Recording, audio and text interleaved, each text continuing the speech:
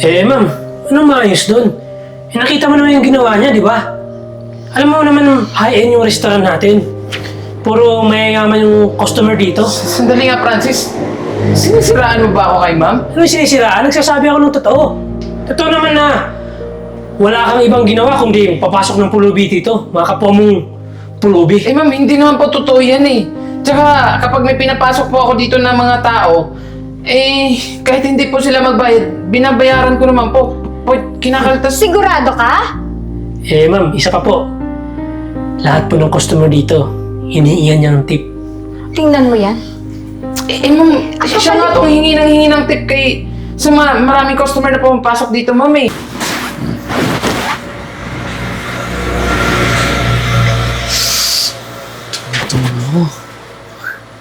Pagkain.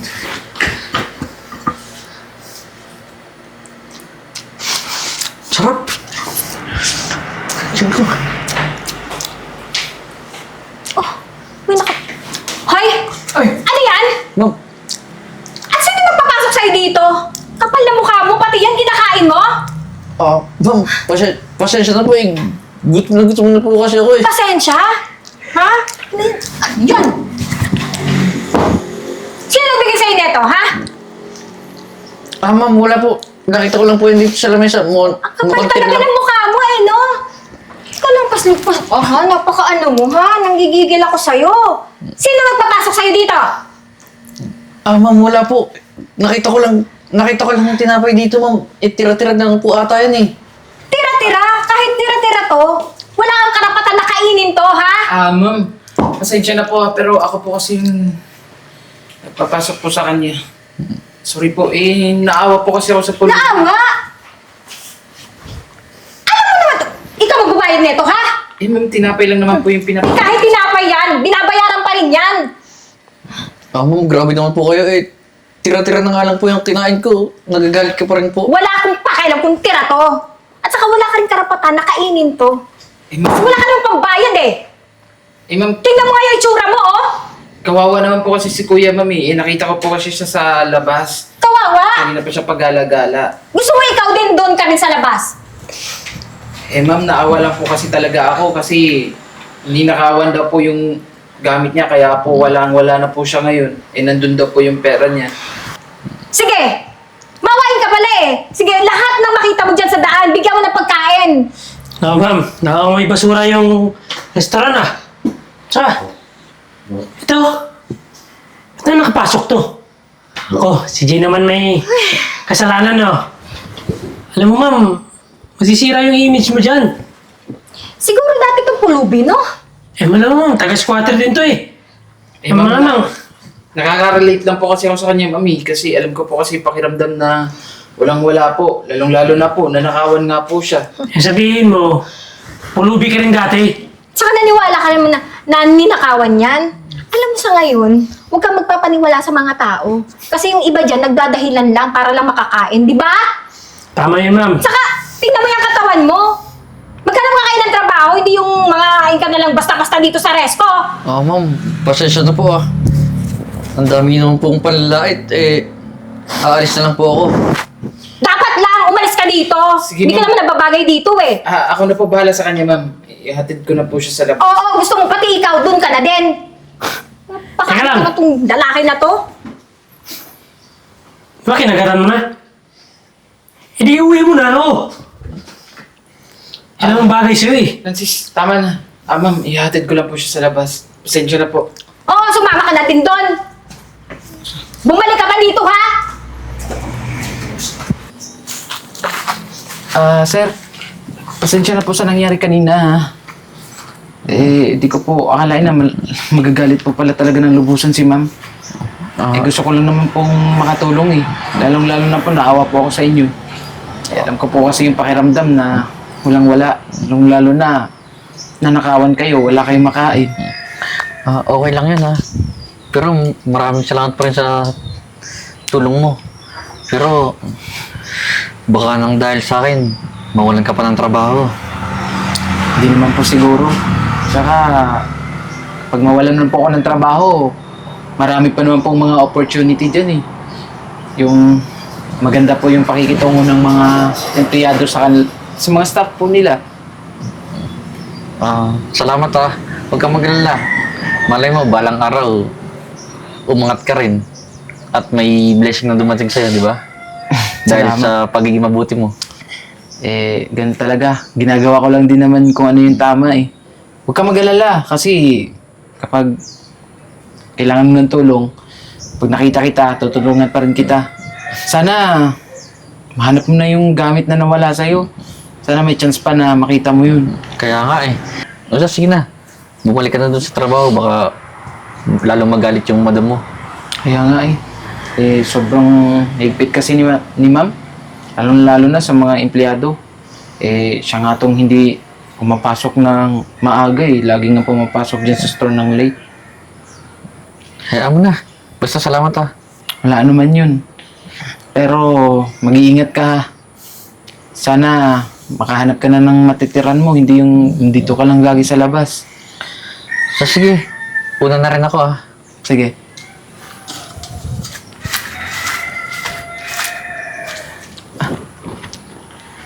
Balik na pala ako. Naku ma'am, mukhang masisira yung pangalan mo dahil lang kay Jay. Ano, papayag ka na lang na ganun-ganun na lang? Alam mo, Pinag-iisipan ko nga eh. yung pinag-iisipan, dapat gawin mo ma'am. Nakita ko ma'am kahapon, lahat ng tira-tirang pagkain dito sa restaurant, inuuwi niya. Ano? Ikaw din, baka malulugi yung restaurant. Siyempre, ikaw yung sisihin kasi ikaw yung manager. Talaga naman talaga to si Jay, oh. Ma'am, alam mo, tanggalin mo na yun. Wala namang kwenta yun dito Tsaka, puro na lang cellphone. Walang ginagawa kundi nakatayo o kaya cellphone. Ako nga, nagsisipag ako dito Sigurado ka ba sa sinasabi mo? Ma'am naman, ba nakita mo kanina? Siya yung duty dito? Sige. Nakapasok yung pulubi? Tatanggalin ko yan.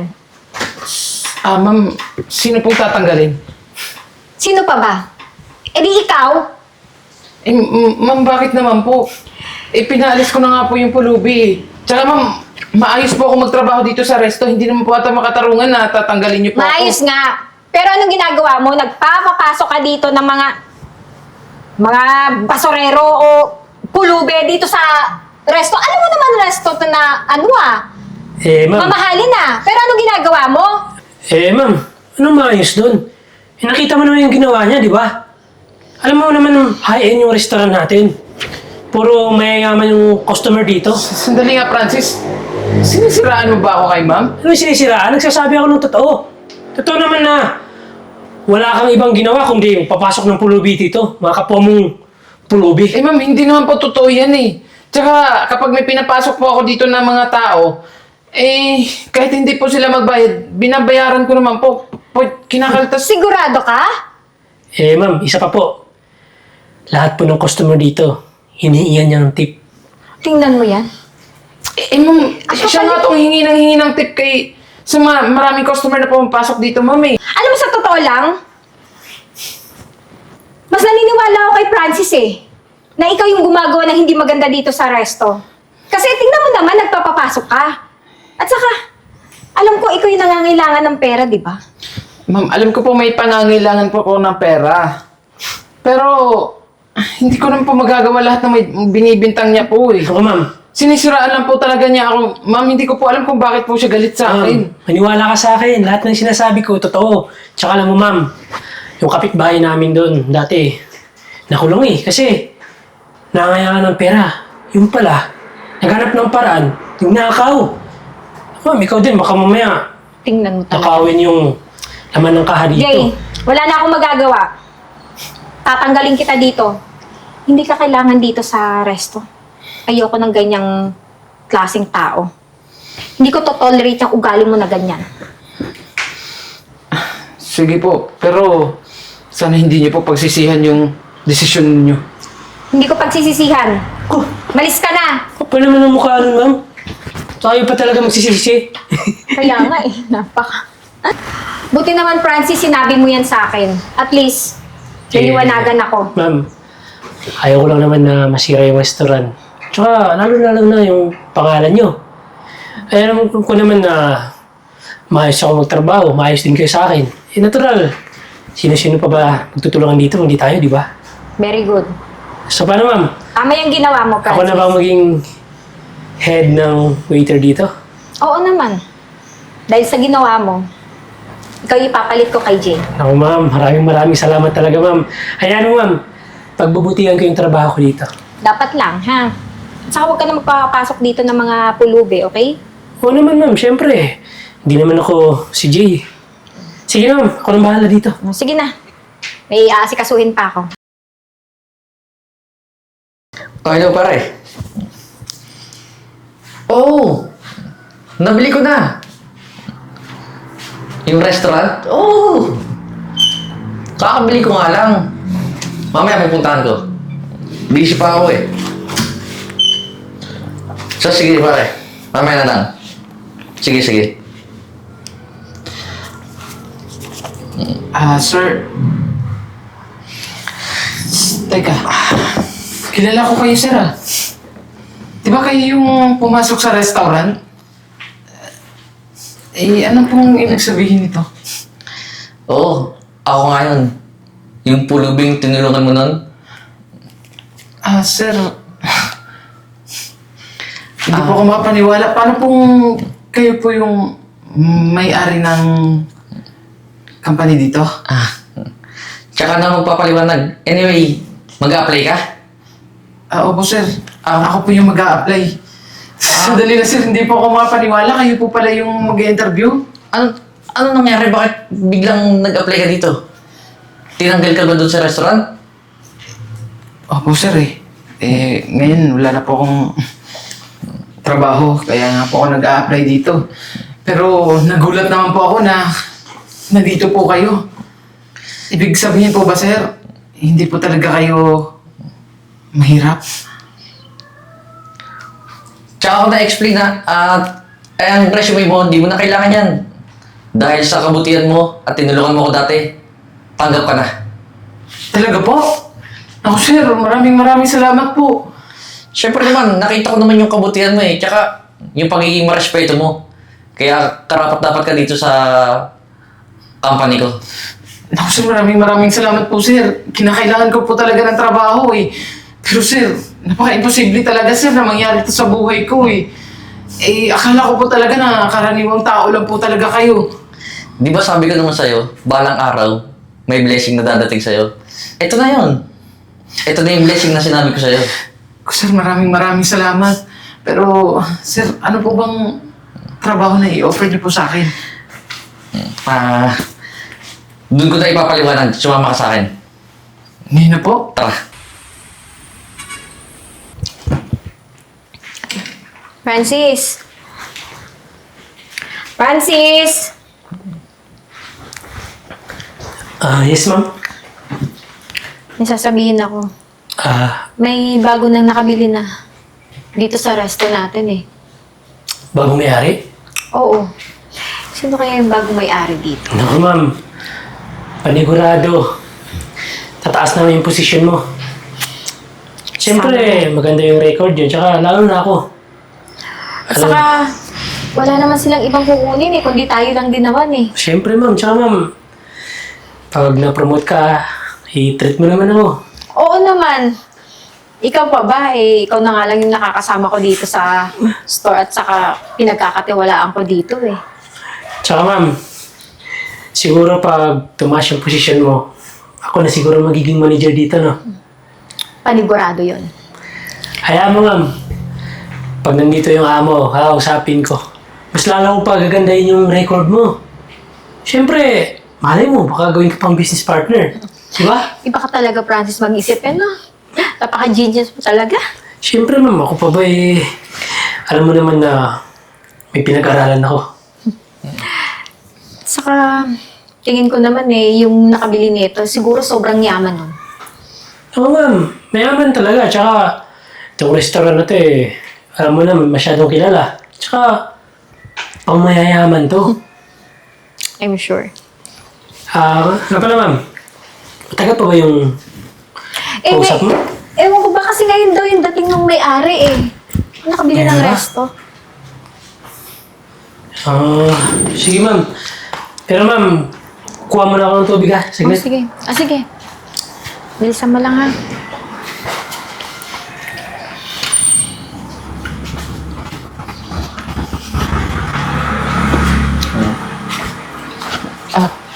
Sir, ano pong ginagawa natin dito? Ba't nandito kayong dalawa? Oh! Nakapambihis ka pang pangmayaman, ha? Aba, nag-evolve ka na ba? Sir, ano pong ginagawa natin dito? Oo nga, anong ginagawa niyo dito?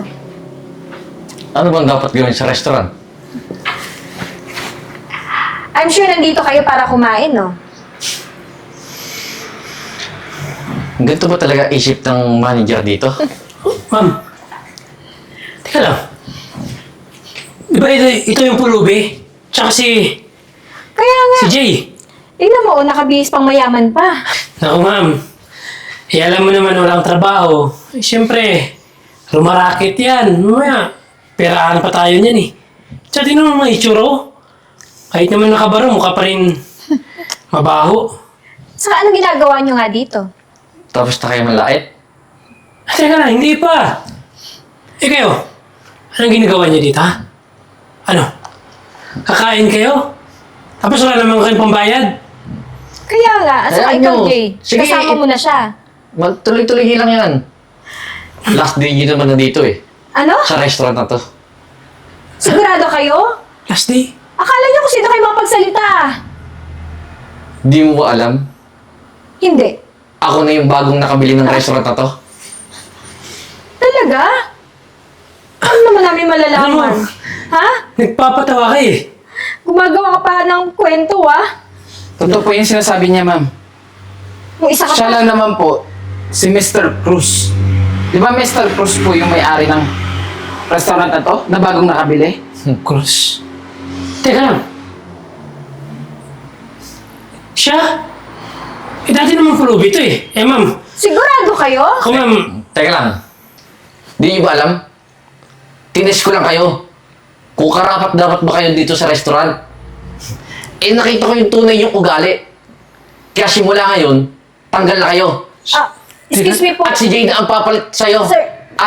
Ibig sabihin, kayo po yung nakabili ng sa resto? Exactly! Tingnan niyo Hindi mo sir. pa narinig. Di ba nakapangalan naman dun eh? Gusto mo tawagan kita eh.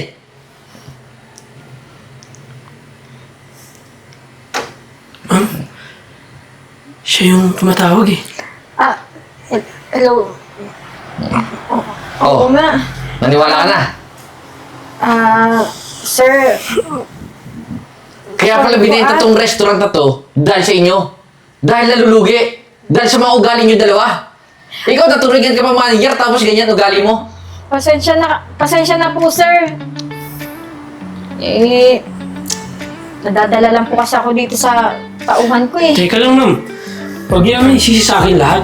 Tsaka, ikaw yung manager. Dapat, Sir, patawarin niyo na po kami. Alam ko malaki yung kasalanan na nagawa namin sa inyo.